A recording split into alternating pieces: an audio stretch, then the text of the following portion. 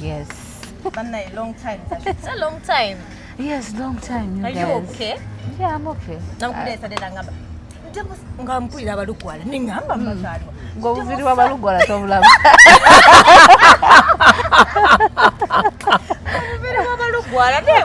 I thought when I came like ojja kungamba eddala omutuufu obadde mubalugwala bamanyi Oluswayiri. Olwaki nabadde awo and then I felt like I don't know whether everyone gets that, but I feel I'm one person who doesn't like Salon. Me too. I do not like Salon. So this time around I was like, okay, fine. I've been having Mary Swide, Imam from last time, been doing wigs. Kankole kubuchi, kubu pencil. But not even pencil, it's particular people who know how to do that pencil. Yes. I don't want to go salon. I don't have a particular person. Somebody tabuza over to Charo Chafe. I see this mulugwala. Yes, randomly. I'm like, you know what? Obachi. I'm going to sit there. Banse buno Buswahili. Lengira wonkubira simu and I'm like, ono wacha agwa mudiru zange. And the chick was so loud. Even when the chick was continuing, how it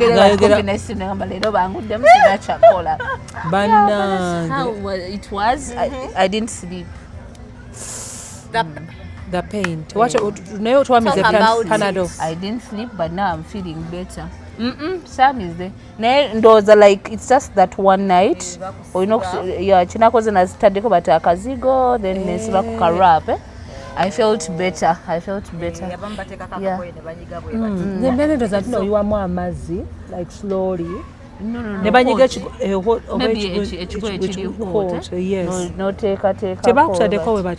But then you cannot instantly feel good. Yeah. So that's why. I'm feeling better. Kati nawe bakutadde mu magulu malo yali atubulira wano black sugar naye abantu basiba enviiri simanyi bateeka mu magulu ate mulina okunaaba ate babeera bakyuma mwe bagambye. I think that happens, but not with everyone. Then simanyi ne banyumya kati ekyokunyumya kirabika kibadde ekituufu balina okikyusaamu. Nedda agamba basiba n'enviiri mbuno babateeka anyway baali bateeka mu magulu kale nze yali ateeka mu magulu yali nga kawo akavaayo si kalungi ate baaganya okuteeka wano awuteeka mu magulu abakutendeyo for what? Abeera asiba mabega abeera n'agamba guwummuze wano abakusibidde waka mu saloni edda when we were kids, you know. When we were kids nga batusiba obuswayiri you need to yes ne katata enaku zino neera still omuwala neera ayimirira naye naakuteeka wano oba wano ba n'ogenda ng'oli wali ku kigundi kye nasiba emabega. But I feel like you tell the person. I think what brings that yes within the time of work this person goes to the bathroom like again bathroom I think there is no that hygiene yako tekaberawo better use amazzi gali better than tippy. No newokozesa amazzi but when your kanika is already wet yes okay tulaba ne bwoba oyambadde panti nga tekaze naye ebeera otandika okuwunya kati ate kati ate awo. Then I think even other people do not change pant liners within that day. There's some people who use pant liners the whole time. I don't know, they always tell us to change. Gamba nga nange montadde Nera simanyi singa nali ndi mufumbo. The whole day. The whole day naye ate nze munnange. Aba babeera toli mufumbo. Asiri mufumbo kati neewonyera. Yabyogedde. Mukolere ki? Yabyogedde. No, but you're right, we're supposed to change at least 3 times. At least twice. Okay, on those good days. You know those good days when you also feel like, oh my God, I really smell so good, I don't have any problem. I think like twice. Never, we need an alarm. Bina, change pant liner. But if I'm not going to the short call, if I go in the morning. In the afternoon when you go for your short call, you change it. Katida, even you'll be going back home. Oh, so at least Bina should change twice. She's not in a good day. Oh, she's in a good days, or she's not in a good days. Twice. In my good days, I should. Then the judge like people tease us about our bust, but for you, you're so confident with it. Yet me, I ended up even walking like this. How do you choose bras? Or is that two person choose bras? First of all, I want to talk about my bust. Yes. I used not to be as confident as I am about my bust.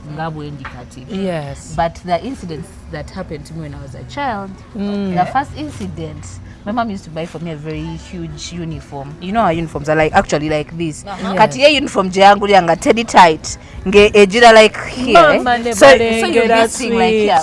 So there's this guy in Ndali. Mubutuufu wana muwairiza muyingo. Yes. Muyingo ngamulaba like mubutuufu he is looking at my what? So I put up my hand. I'm like, teacher. Muyingo is looking at my what? Your bust. Oh my God. Muyingo na imkanagama teacher me? I was only looking with one eye. Oh my God. So never turn from that time. So from that time I used to go back home. I'm all feeling so small. I tell my dad about it. My brother still na yalinga ngantizinga. Oba waloka nakazanyo kalimu mukazi bamitanga beredene. My brother na yampita beredene. So my dad So my dad used to tell me, go to my chirabo cholina. Tomanyi chirabo cholina. Ero ino kweyagalira muchi mubere lyo. Abantu lebere je bagala. So growing up being on stage, my dad airanga kipiwa ngono kaba kuza chantu bakubendulu. Buli bwokola So my confidence negendanga building because first of all of my mom, my dad, then secondly my mom. My mom is so passionate about her children. Eranga afayo nnyo like okulaga. Meta olaba kana akalega. Akasitule bati beredi but no like she kept on like showing you akwana ya ine beredene. So she kept on like ngana yakulaga nze beredene naye nsobola okufuna akachi akalega akakolachi akantuka. Then also secondly the fact that a berede afi Africa was spending a kulega over bay. Banange. It means we are rich people. We are.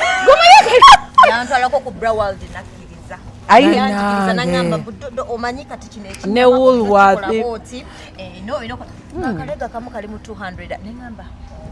Tikeza tu innocent. Rich, innocent. Aitu no wallahi no gena no kebera muno bulego bwala isi.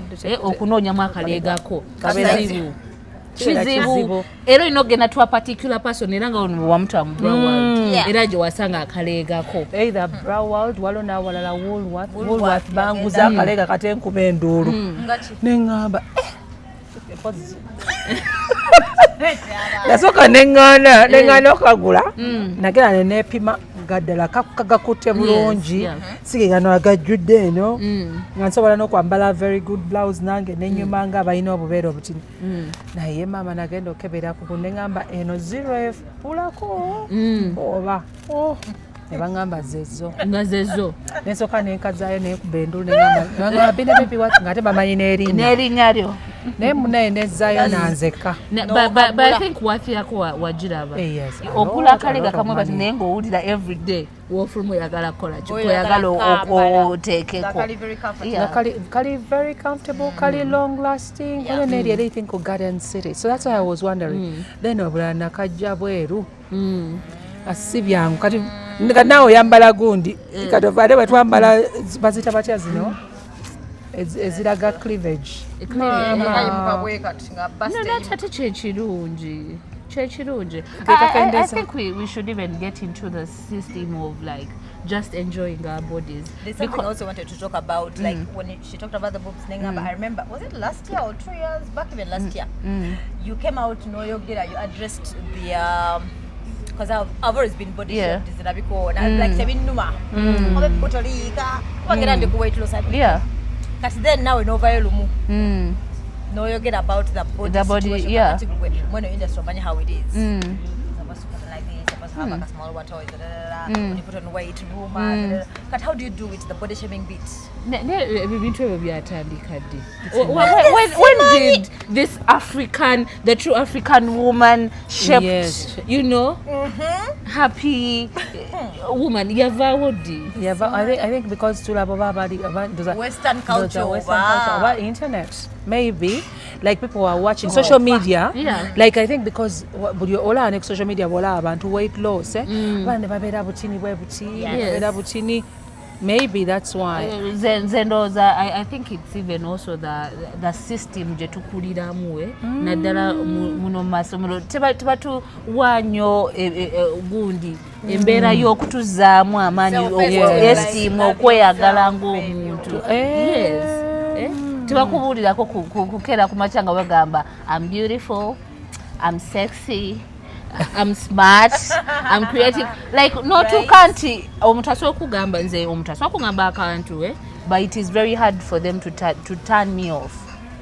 Really? It's very hard. It is very hard. Kuba nemanyi. The next time nagenda okala ku TikTok ngero zeno yambala. Yes. Kuba nemanyi. Abantu wano actually n'abantu okuba nti baagala nnyo otuteeka mu system yaabwe. Omuntu yayagala obeera ekyecha yagala obeera. Naye naffe tulina ekintu kye twagala okukola ki? Okubeera. Like Martha oyagala waking up. Ngo oli chichabi oyambaleka crop top because it's what you want. Yes. Oyagala okeba n'ebbeera ery'eddene because and you people let me tell you wababira you tell these people nebere waliyiza okukooya n'owulira ng'okooye ng'owulira nze nkugambye waliwo gwe mukima era njagala tunyonyera waliwo mukima nagamba sigenda kuleega nange gamba mama onambulira na ku ssimu nkukima naye yambala akaleega bana erikooya nze nebere lyali linziseeko sometime. Like I was putting on, you know, those boobs, those bulegas, obuli pumping. Yes. So I decided like to rest go like down, ngandi first up. Mama yo. Lija wano, I lost breath. I just get to ask you, Muja, help me. So these people need to know that we also get tired. Like you just want to wake up. You're free. Now you imagine us, yes. So I feel liberated. So that's why you say Mata Mukisa. Takola chisaga. Mwana nalyoka alinye Mukisa sisaga.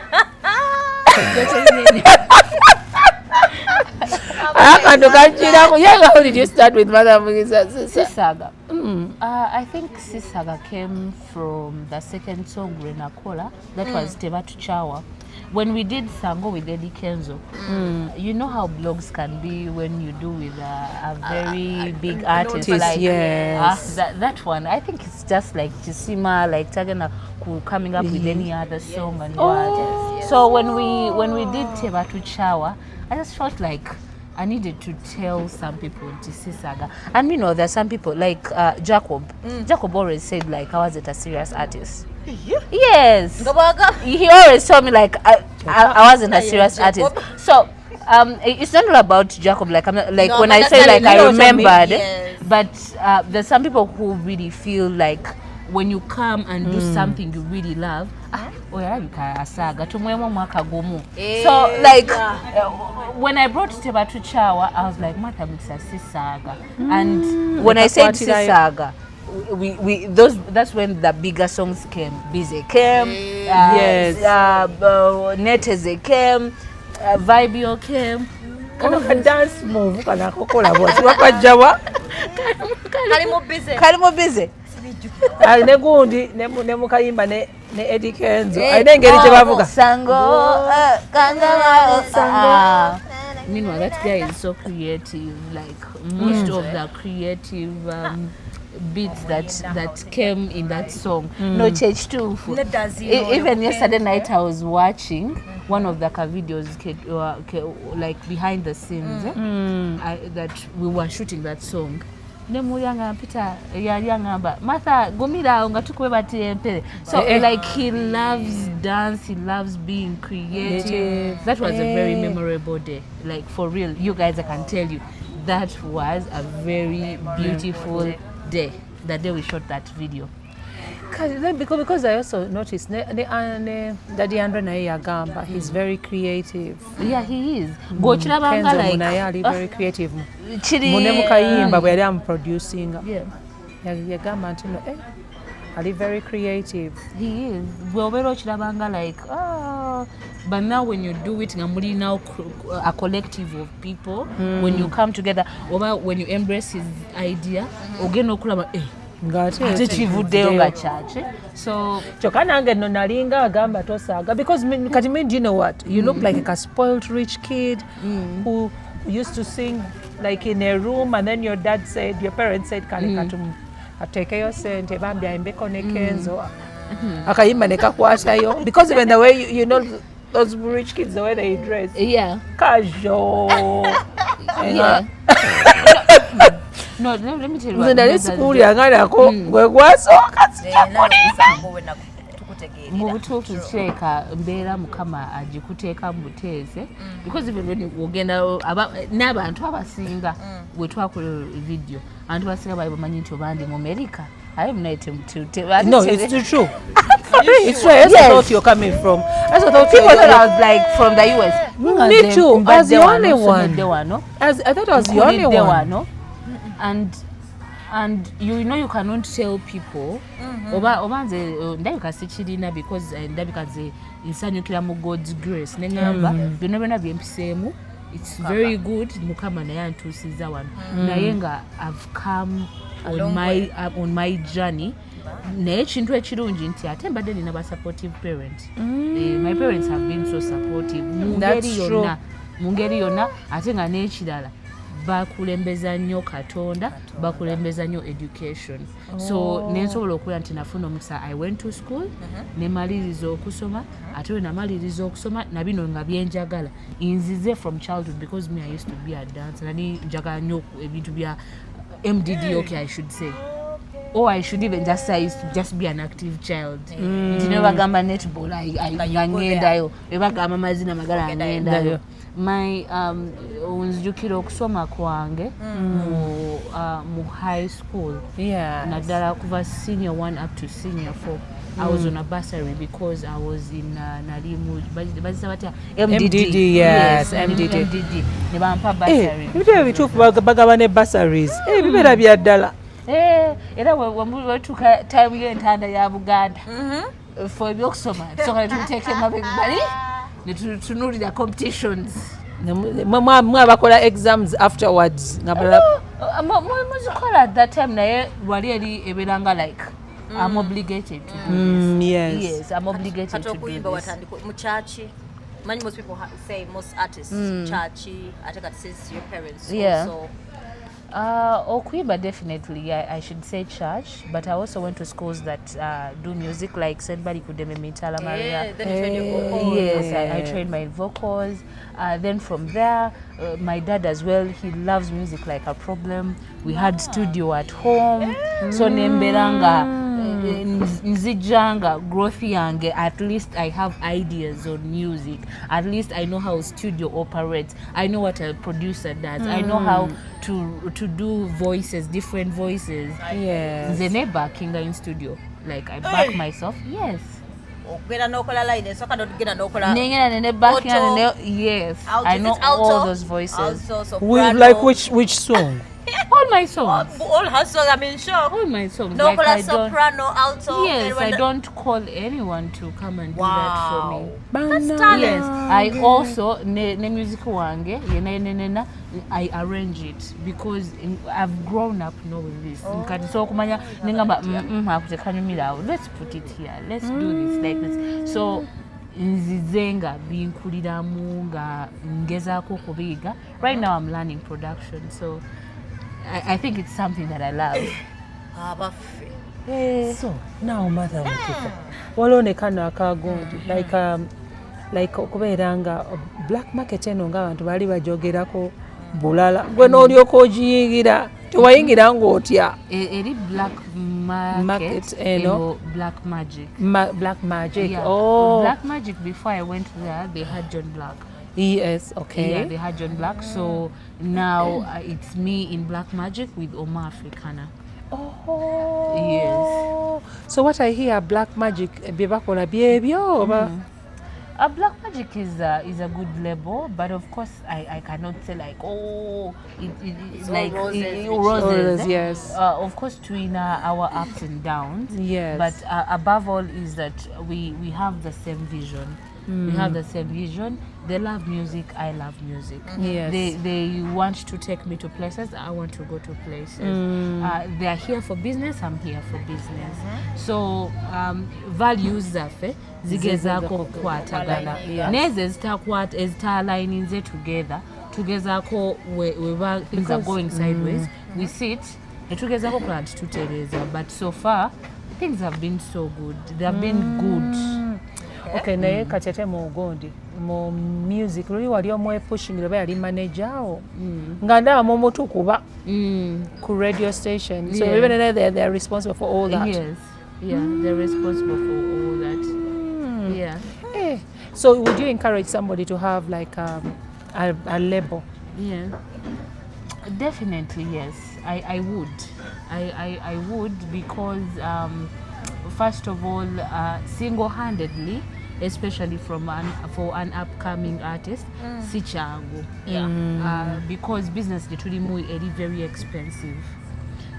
Ate business jetulimu erimu obukodyo bungi. You cannot be there gweweka nogamba kati leero kanzu kengena gena ku 10 radio stations.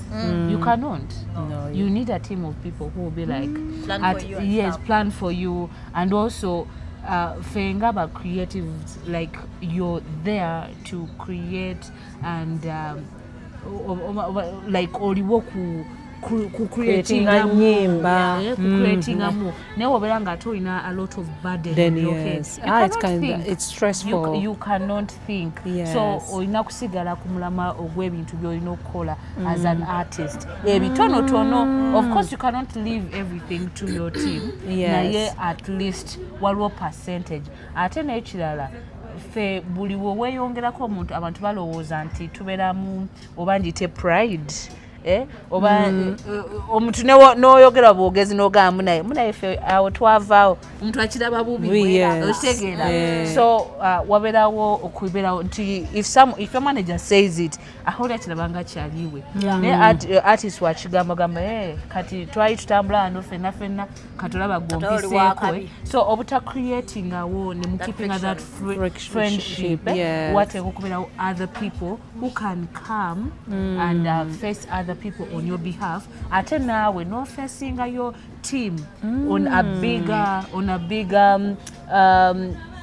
audience for your team. Ntinga ku TV stations noja no ba representing tinga mu interviews noja no ba what ku stage.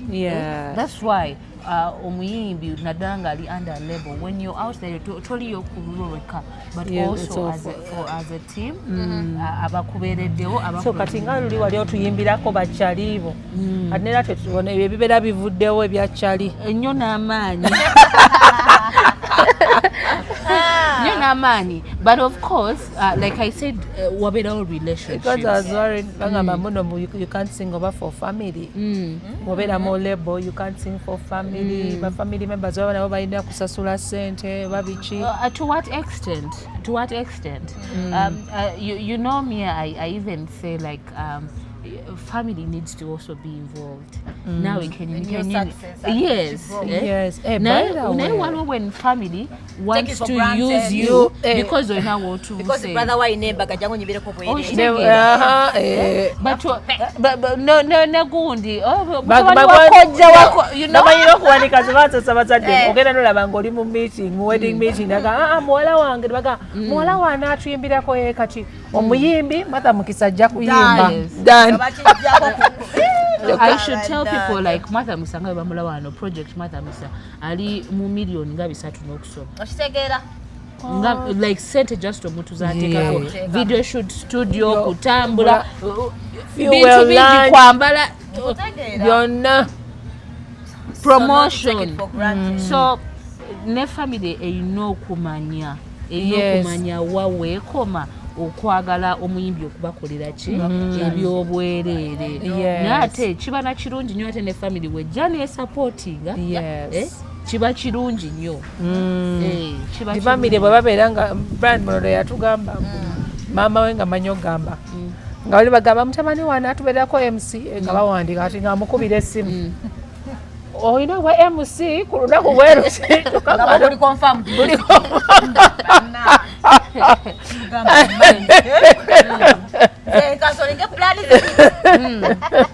But I understand what okwewala ekyo I think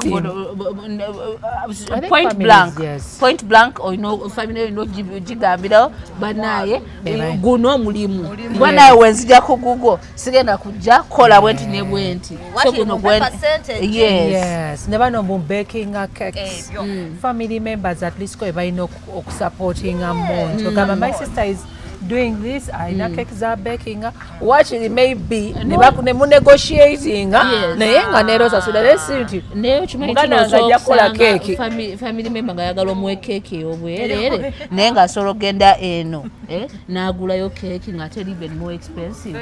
Family people. Yes, even family people asobola okugamba ojje omuyimbire ku bwerere naye nga alina omuyimbi gwe yasasudde million 3 oba 4 nenga tasobola kugamba omuwala wange kamuweeyo zino ze muwadde n'oli naye tukole ki. So I feel it needs to be a balance ate tebanyiga waka tuli mu 2025 tuli mu 2025 bagambye omukulu takola omukulu tasobya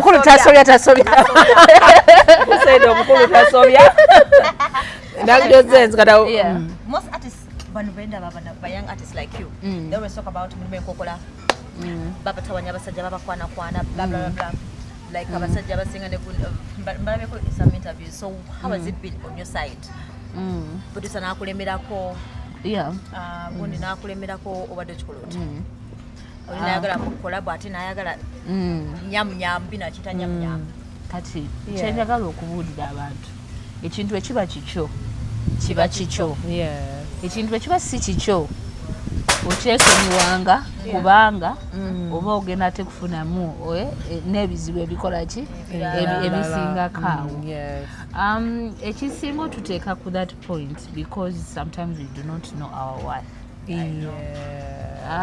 Then nekirala yes, I should say even pressure we ebeerawo onoonya hiti oyina muno oyina banno already balina we batuuse nawe ogamba nange notuuka wali so ebintu ebyo si birungi naye what I usually tell people is that otunula mu values zo ogambe ddala naye omuntu ono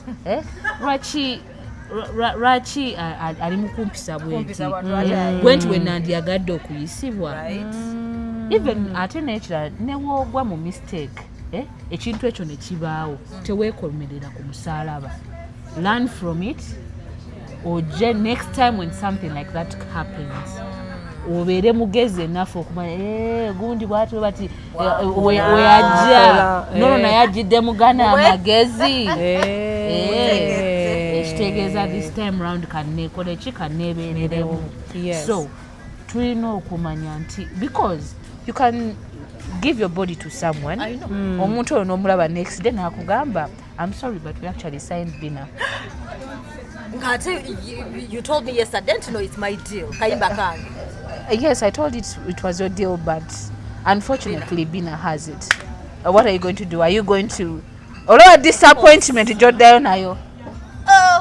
Although disappointment joddayo nayo. So those nakuwadde my cookie. Yes. Ojizaayo munange. Tubiddamu. My goodness, but we should just I think girls should just first of all learn. After giving you my things that yes. No, even you go, you record that song. No man no recording bulungi. You did your things, you record the song. After recording the song, you start telling this person, send me that song banange emperezo oluyimba mutasobola okugamba munne ebintu byasanguse I don't know how I saved it. Kati noddamu okumuyiriba butongo yagala kolaki kuddamu ku recordinga. So bu tactics mwe buli bungi. Even no ekibanga sitakuki waliwo n'abo abajja ne balimba nakujjako sente zo. Yes. Okitegeera ne bakubba nagamba leta sente weziti nina omuntu gwogenda okukola ki. So omuntu akwagaliza ekirungi always they should come nga batunuulidde talent yo. Nga batunuulidde what you can become. Nenga tebatunuulidde what you can give them. But you can show your value to them mu talent jolina n'obukodyo bw'osobola okukozesa obulala because bintu bingi nnyo by'osobola okubeera nabyo ng'omuntu okumulaga that I can add value to you. Ndi mukyala mukozi. I'm educated. Nimba bulungi. I'm good at public speaking. You know, omuntu obo no wennyonnyolako naye tuve mu bintu by'okulowooza nti no anda will make magic. The more anda will make magic obradde gye buli.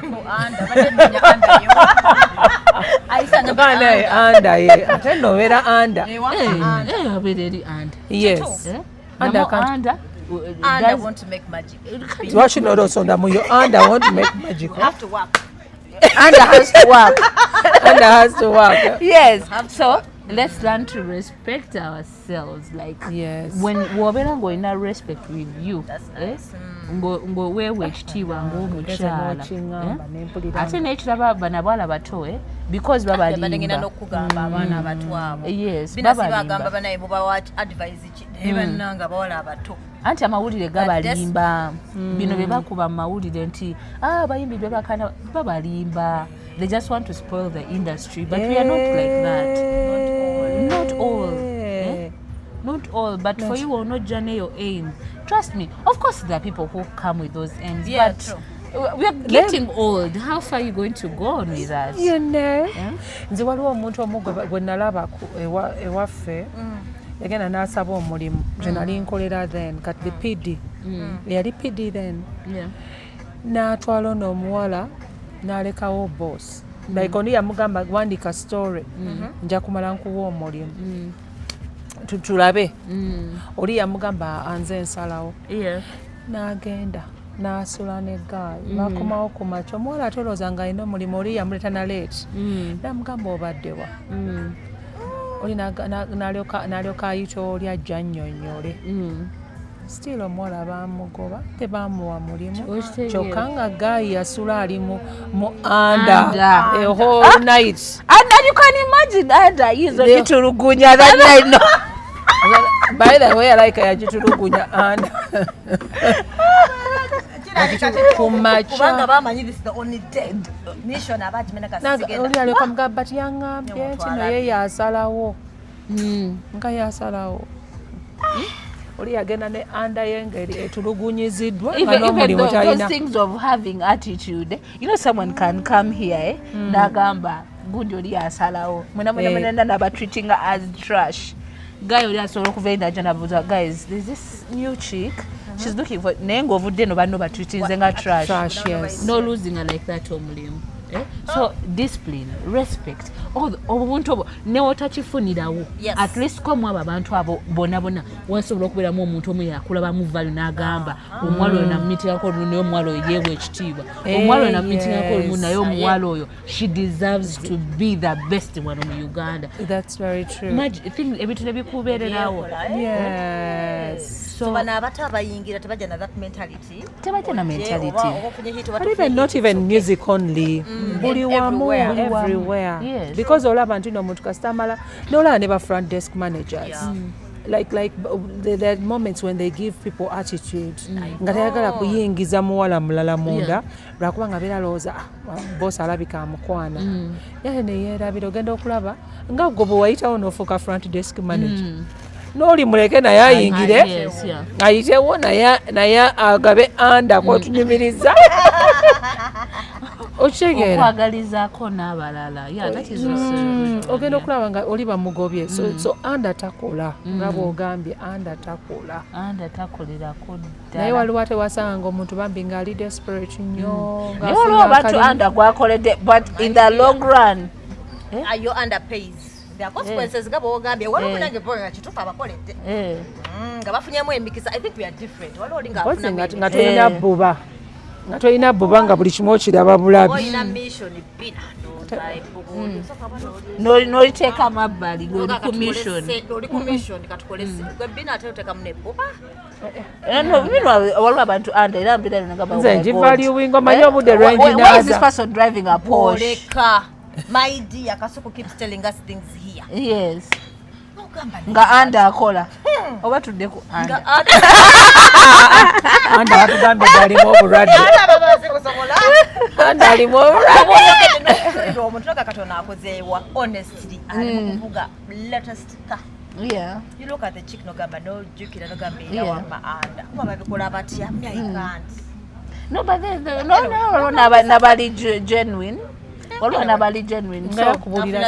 Yeah, but at the end of the day, if you want someone to respect me, I'm very happy that nowadays music industry, people are respecting it because of the female, especially musicians who have come out, to shine. Omuntu omulaba nti ajja gy'oli naye ng'akitegedde Martha is all about business. Naye ate we tuna keeping on nga bantu tubalaga nti no, yes, I'm all about business, but we can also, you know, it's the more they will take us for granted. Naye bano abakyala, I've seen powerful women, I've seen Shiba, Winnie Mwaji, you know, all those Irene Nambiru, Juliana, they have come out to show like omulimu gwaffe gusobola tufuula ab'enjawulo aye ne tufuuka abakyala ab'obuvunaanyizibwa. So naffe tulina naddala abaana abali mu kujja naffe tulina okikipinga.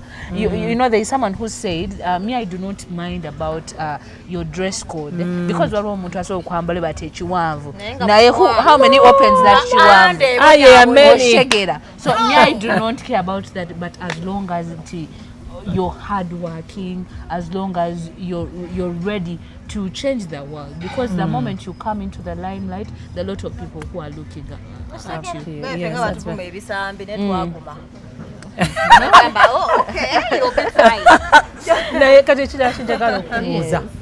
I think this will be a bit of a painful. I saw people like Ngwalwa backlash, a concert. How did you pull through that?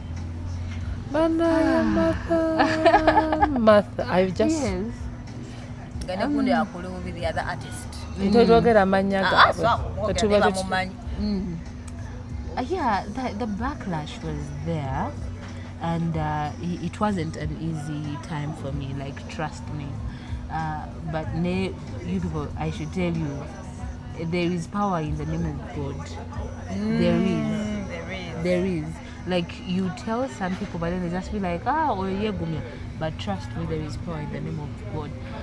Because me, I remember when we went for the concert, I was just a growing artist. Yes. But I was happy that I'm doing something that I've always wanted to do. Concert. But things did not turn out the way I anticipated them to be. But the more we want things to turn out the way we anticipate them, the more we make things all about us. Yet things, for me, my whole journey, they all about God. God is the one who has been blessing me. You. Yes, really. So when I reached that God's moment, timing. When I reached that time, I was like, God, like, what? Why did this have to happen like this way? Now I had to look at the good things that happened after. No. That happened within that time. Yes. you people, I had the biggest sponsors. As a young artist, I had the biggest sponsors. I was like, okay, now this is me not being grateful. This is me not being grateful. I had the biggest sponsors for my show. I had NBS, I had MTN. Oh my God. Like, I had really big sponsors. So I looked at that, I was like, okay, but I want to know about Itaba Siru, Okugamba, that Martha, we're going to sponsor you. We're believing in you, regardless. You have just come, you have, okay, people are saying you have 5 songs. Why I did they, know, right? Yes. So I was like, okay, thank you, God. I looked around, I was like, okay, everyone is saying I had the biggest number of artists who came to sing for me on my show, than even Bani. And you guys, I'm talking about big artists. By that time, Alien had just blown out. Navio was there, Spice was there, Vinka was there, like all these big brands. Eddie Kenz was there, and I did not pay a single shilling to all these people. So I was like, nothing. That is good. No, like for real. Sometimes so we look at something, we're not really that. Like, okay, my crowd was this crowd. I know. So, but how about these other big things that people are not looking at? That sometimes, you know that traffic. Yes. You know that traffic. I know that traffic now. So I looked at that. Yes. Nice. Then secondly, I had the biggest promoter, Katie. Wow. Katie was promoting. Chogamba Katie Then I associate myself with a failed brand. Or Chitegera. So meaning God. It was good. So wow. You know, and I'm saying all these things. Big. Now, let me tell you something that is Martha Sisaga. Okay. Thank you, dear. So sometimes we do not look at the bigger picture. Yes. Because yalinganga gundi yange expedition bazita wojja nolaga abantu kati yenze inzize neguddewo mujje. It's not even all about the money. I know. Era abantu abajja on that day, because kati nebaza mukama, you guys, I stepped on that stage, sang from song 1 to the last song. Ngasirimu yadde akakankana wekati. Nice. Ngasirimu, because I remember my boss called me. He told me, Martha, things are not the way you expect them to be out here. Yes. And meanwhile, my relationship with my boss is cracky. Like we are like the father and daughter who keep on fighting, but they love each other so much. Yes. So him making that call, wallahi nawuliranga nze ngamba, oh my God, like waliwo ugenzeko abantu balabana ababeera ku wedding, taata we ne bazinamu ako ka last dance. That was my boss's call to me.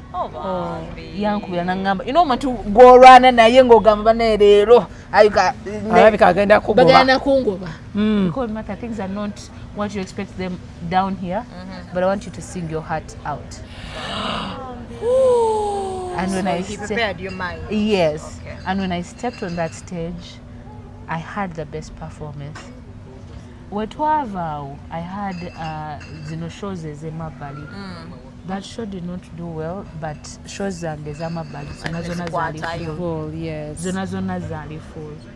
Nice. So instead go to, because everyone is just looking at one thing. Yes. In Freedom City, you did not. Era chenadayo that whole time. But when you know what you're forgetting to talk about also is that the fact that people came, they would and people paid to watch to come and watch me. And I'm glad that we're performing with all the love. Omanyi omuntu ayinza ogamba sijja kuyimba abantu batono. Naye gwe n'oyimba n'ogamba wadde naye bano be bange n'obayimbira. Naye ate n'ekirala kye ndowooza kye boogera nakyo kituufu. Like always to look at, like we all go through challenges. Yes. But nange waliwo wenatuukanga nange nina challenge. But twerabira batubeera ne challenge bweti. Mu kibi tulina okunoonyaamu ebirungi. Bw'olaba ebirungi ogenda okulaba nga nga sitaani kyakuwangula yadde Katonda yeegulumiza in a different way altogether. So that is what I went through. Like, nali sad.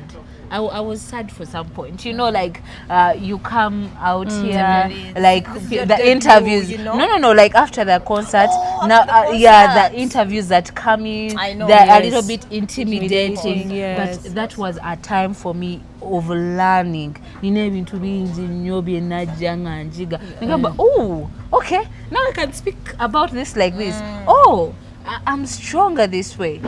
So challenges after my concert, I was approaching them in a better way, and singa saliko in that position. Singa saliko in that position, I wouldn't be able to approach ebintu byenzize mpitamu the way I've approached them. So to me, it was a blessing in this guy. And I'm glad you didn't go into depression. Actually, I do know what I also realize is that I think like bagamba muno bw'okola concert abantu balaba nga tofunye bantu they may it would affect your brand nga gwe, like people calling you gamba nti no yimbe ku events ezenjawulo but even promoters still called you. But first of all, I need to tell about creatives oba bayimbi. Okuyimba kwaffe tekuli all about the crowd. Yes. It's all about eranze from that day. Zenewe ngende wantu nga waliwo abantu bali awo basatu. Nkolayo batusanko nembayingira. Nenvayo eri waggulu nenzija wano nenyimba nabo netunyumirwa, then I'm like, I've gone. As long as you get that pay. Akasenteko abantu be bakuyitidde gwe bawe ky'olina okubawa. Luliba lumu God will give you n'abasinga baawo. Naye lwaki oyagala okuyimbira crowd eri ennene nga bano abatono ate abakwagala ennyo tosobola basatisfying. So nze crowd yange ko olunaku eyaliwo awo balivinga nga bali satisfied. Right now banga Martha tuwe concert endala, and I'm ready to do that. And I'm ready. Yes. Because I was I'm gonna ready ask to you, do that. you didn't like, you know, like thank God to again have depression, which is good because you talked about it, and then also support from the parents, Yeah. and the fact, because the more you talk about it, the more you heal. Yeah. Kati nengamba or not talking about music for some time, then rumors there's a time we went a bit silent. We were like, against, and then you're teasing. Yeah. So now concert in your mind. How prepared are you? I'm very prepared every day. Really? You know bagamba nti ebirungi bijira bali prepared. Me, I prepare myself every day. No music go baraba in releasing and nentekayo EPs. Yes, it's because I'm preparing myself. What naye ate wodde no gena mu pity party nze abantu tebanjagala. My first biggest performance was at Blankets and Wine, and I always tell people when I nyimba ku Blankets and Wine, that was 2019. Omuntu nali nyimba akayimba yali ankubira endulu yali sister wange ngali wali everyone is just looking like what's going on. Ostegera natera nembulira abantu the way I got that gig. It's because I was prepared. Because I was a prepared artist. I could sing live band. Era nasango oyo mwami Byaru. Those days waliwo bali bagitanga Shishanyama. Someone introduced me to him. Nemusanga. Nentula naye nemugamba, I would love to sing on your stage. Nangamba omwaka ogwo they have already gotten abayimbe bagenda okuyimba. Nali ndi awo ku email yange. Nga bangambye guno omwaka we're going to put you on the lineup. That was my very first pay. No, because I wanted to do something good. Sade akona ku centers, it was 800,000. Zozona nazikwata nenziwa band. Nenzija ku Blankets and Wine, and I did a very good performance. Naye performance yange nnungi eyo. Omuntu ekaka yali akubendulu. Yali sister. That's why you said family. Bless her so much. It was what? It was only my sister. But from that time, kuva ku one person. Right now, when you go on my Instagram, that time when I yimbira ku Gun, ndoza ninawo banga following ndoza abantu nga 20k. Right now I have over 100 and something, you know. when you go on my TikTok 2 million Yeah. oshitegeera 2 million people are liking your work oshitegeera so it is preparation and kubeera nga osigala ng'oli consistent with what you do then also katonda naye munange olina confidence eri engeri gyogera n'otomera n'ogamba njagala kuyimba omanya abantu bayimbira ennyimba naye bazina babubi omuntu omugamba neeteze n'agamba era abo beetega bikyo kye nedda weetega okwetega okw'amakulu kati wali ku kyenaliko nali ndi kwetega nengenda Mr. Byaru I'm a very nice looking girl every man would want me not so yes I love your confidence yes idea okitegera I love your confidence omuntu naye mulage kiki ekyenjawulo ky'olina okitegera kiki ekyenjawulo ky'olina weetega bulungi naye oneetega nga weetegeddemu anda ajja kukowa akaddiwe omulala gye okitegeera omulala gye ng'aliyanga nga gwewa akaddiwe bonyaabonye naye weetege wano ng'okozesa your brain ofune sente wotuukireyo okozesa andawo nga naawe oyagala kuritayaringa okitegeera nga naawe okyagadde nga gwe not because ndino olina naye nga you're also going to enjoy ate nga nawe bakugamba waayo tetukyayagala andawo nga okitegeera olina ebibyo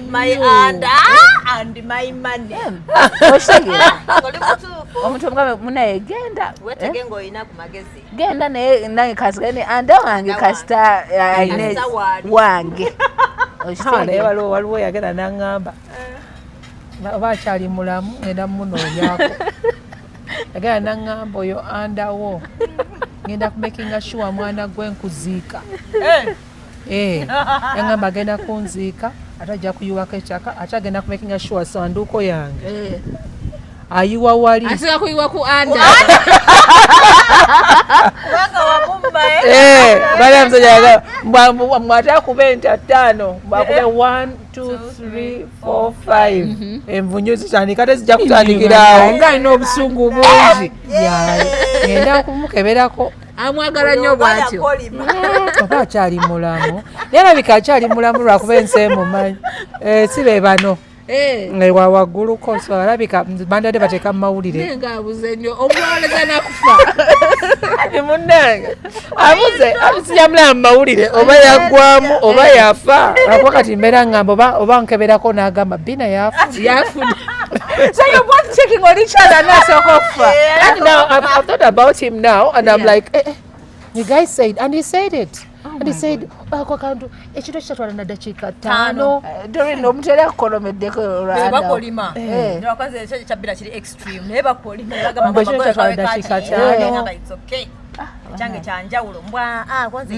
it's okay anna jawulo kati akayiba ke nabadde ndaba wabadde olina boyfriend nga mwavu takuwa sente n'ogamba kamba mwavu afe Uwacho yagala kuyombya abaavu bagamba tebalina kufuna kugenda mu laavu.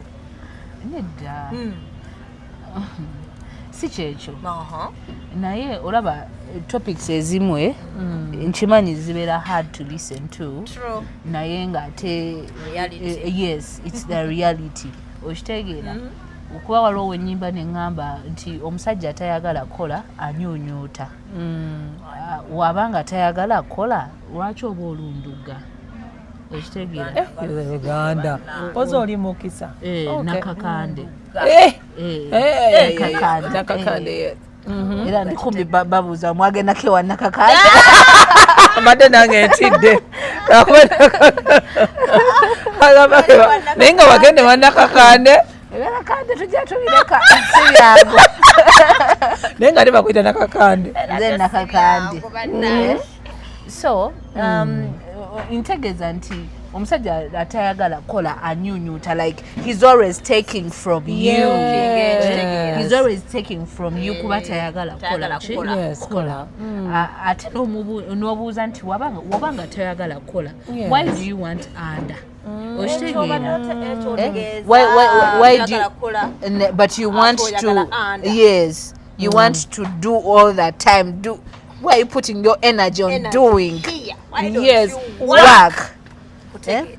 how do you even get energy to do when you don't have money as a man? Right? How do you get it? Nebagamba mbuno kwano mbusi sente. Omukwano si sente naye at least naye amaanyi wamma agajjawa at least okitegeera naye amaanyi agajjawa obwongo bw'okubeera nga bwetolooza bannaye siina sente bagamba muno baba tebalina sente muno okusituka tebasituka naye ye amaanyi agajjawa agasituka nkugambye kuba aba ali munyuunyuusi okitegeera so that kind of man you cannot say that kind of man is in love with you tosobola kugamba oyo munyuunyuusi aba takwagala omusajja alina okubeera at least ko nga akola nekaba nga akalimu katono nti waliwo omusajja akola ne wabanga ajidde ku kagaali ke gwe muli eri olw'essanyu osano gyange efuuse benzi amangu ago gyange efuuse benzi nagira bwefuuka benzi akyomwirira wabale kimungambira tomulina ye mukwano okitegera because at least omulaba nti afaayo bawangala nogamba oba akolayo kyeyo nga n'omusajja alina kagaali because the guy is putting in effort okola yes na providing for the family ate ono atayagala kukola ono atayagala kukola woofunanga omugagga teweefeebya nze gwe nja kuba nkuwa obugagga 2025 wofunanga obugagga omugagga teweefeebya togamba nti bane ono tuze waba tayagala kukola because waba tayagala kukola at the end of the day gwe ng'omukazi gwagenda okuyita mu buzibu abagagga mu kisenge nga amaanyi ate bwetutuuka eri amaanyi balina okuba nga bagayina let me tell you God cannot give you tasobola kujja eno ng'akujja atali kukola ate actually w'omugagga atafunctioninga abaana bange nawe bambi ogumye era agamba mukwano kankutwale w'omugagga ono ajja kugira mpola mpola nga mukimu akikuwa naye oli everyday oli mutu kati bino anabonaabona nvuula yekizaamu nvuula yekizaamu bulungi tokuutiza bannoobo nolaba omuntu ng'akukuutiza n'obulira obusuubu like what's wrong with it because you know the most annoying thing when the guy is broken and they have zero sex game oh my god disgusting you remember annoying. that sweat really annoying very annoying don't tell me you're not even annoyed I thought you're already annoyed you're not annoyed oyo ye yayagala ennyo imagine sweat ontuyaniddeko you're broke but you don't even function well you don't function nondeka nga nkyayagala ani badde tubaddemu obedda wasitonyika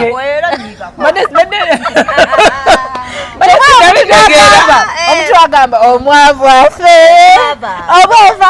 kubanga buli kimu ekikuliko kyavu even no sex njavu where will you get the appetite oba afaafe fetubonga n'abagagga naye ng'omugagga omuvali wingira wa lwakuba obeera mwavu sente ne bw'aba yina mutwalo oba bano boyogerako abatalina yadde abatayagala yadde abanyuunyuusi abo ng'oli omusajja gwe waŋŋamba woli omuwala yali anyunyuta omuwala ng'amusaba ssente n'atuuka n'amugamba nti kati njagalayo $5,000,000 namugamba $5,000,000 n'amubuuza zigenda kukola ki nti bizinesi kyeyo kyokka nga neziri zonna tazisasula ono yali yamugambe muno ono investor munnange ati bagamba love is giving naye yagenda okulaba nga tekisusse nedda I think bano bamami bano betulaba nga bamami nedda bano bulenzi buno bweyita bomami obwo bulabika obunyunyusi obwo badoyimbako obwo kamba buli no waliwo n'abasajja abakulu nga banyunyusi nga bo just class yaabwe y'okunyunyuta bagikola ki bagilongosaamu I remember there's a story I heard about some guy who nga alinya n'amanyonyi oba simanga ina bond naye nga munyunyusi kasita kuwasa like this nimbera mu bufumbo ebyapa byo bigenze that story nze katete gwe mmanyi mulala kasita kokozesa wanabeera kuvuga kasita koowa nga ziddayo mu bondi emmotoka ogenda okulaba nga bazitula nga batwala emmotoka ze. Story, I think there is even the story. I think wasn't it of one of the artists, female artists? Muli abasajja yes ng'alaba omukazi ayina levels zikyuka zibakoleramu ebintu waliwo buno buyanga buno bwera bukola bwabayanga waliwo noli naye nga superstar nga ye banaye yomunyunyusi bano n'olaba ng'omukazi yali ayina ku ssente nga zitandise okukendera nga ziweddewo kumbe kavubuka bali bakudde ku